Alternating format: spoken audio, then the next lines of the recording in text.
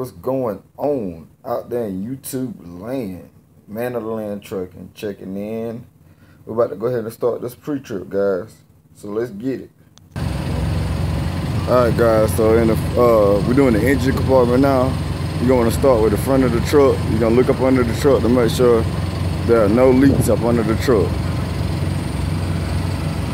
And after that, you're going to come to your passenger side. I hope y'all guys can hear me because there's truck on behind me. You're going to start with your belt-driven alternator. This part right here. You're going to make sure it's properly mounted and secured. It's not cracked, bent, or broken. All wires are connected. The belt is not cracked or frayed, and the free plate is between 1/2 and 3/4 of an inch. Next, you're going to go to your general hoses. You're going to make sure they're properly mounted and secured at both ends. No abrasions, bulges, or cuts, and it is not leaking. I'm going to let you know on most of this, if you remember ABS, abrasions, bulges, and cuts, and cracked, bent, or broken. CBB. So ABS and CBB, a lot of this stuff can be the exact same thing. So abrasions, bulges, and cuts, cracked, bent, or broken. ABS, CBB. All right, so anyway, after that, you're done with the passenger side. You're gonna go to the driver's side. You're gonna come back to your general hoses. You're gonna make sure they're properly mounted and secured at both ends. No abrasions, bulges, or cuts, and they are not leaking. Your coolant. You'll make sure it's properly mounted and secured, not cracked, bent, or broken. It is not leaking and filled to manufacturer specifications. Next, you're gonna go to your belt-driven water pump. Belt-driven water pump. You're gonna make sure it's properly mounted and secured, not cracked, bent, or broken. It is not leaking and filled to manufacturer specifications. Next, you're gonna go to your oil. You're gonna check to make sure it's filled to manufacturer specifications, and it is checked with a dipstick. Next, you're gonna go to your power steering fluid. You're gonna make sure it's properly mounted and secured. It's not cracked, bent, or broken. It is not leaking and filled to manufacturer specification.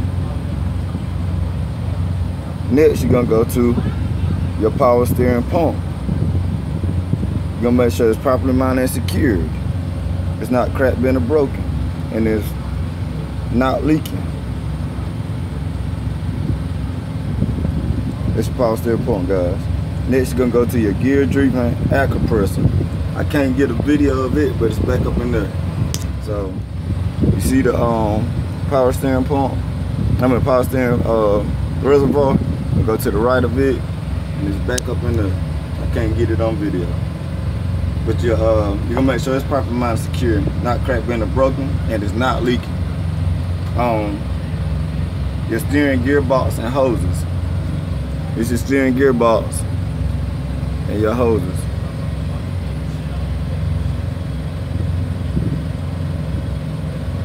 You're gonna make sure it's properly mounted and secure, not cracked, bent, or broken. No missing, no abrasions, bulges, or cuts to the hose, of course, and it's not leaking. Your steering linkage. All this is part of your steering linkage.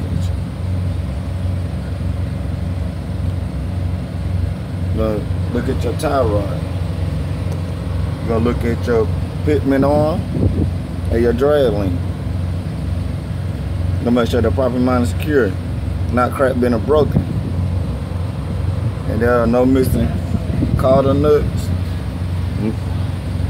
I'm sorry, castle nuts or coulter pins. Castle nuts, that's the coulter pin. Castle nut, coulter pin. I put my finger on it.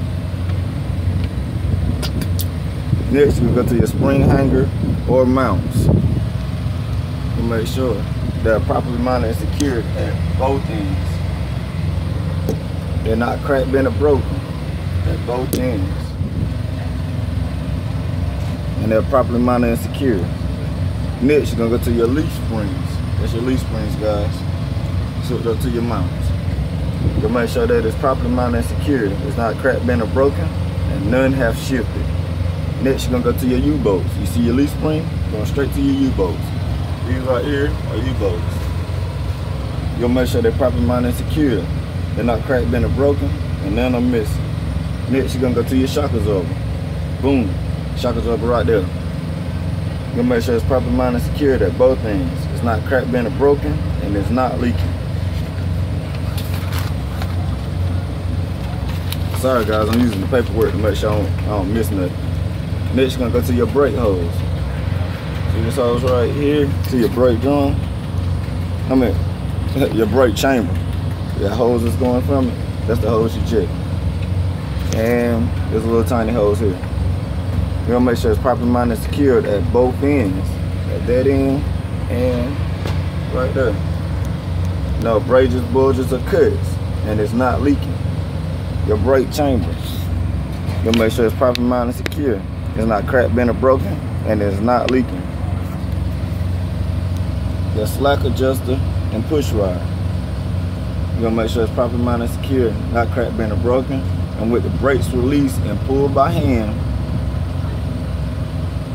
the push rod should not move more than 1 inch. Next, you're gonna check your brake drum.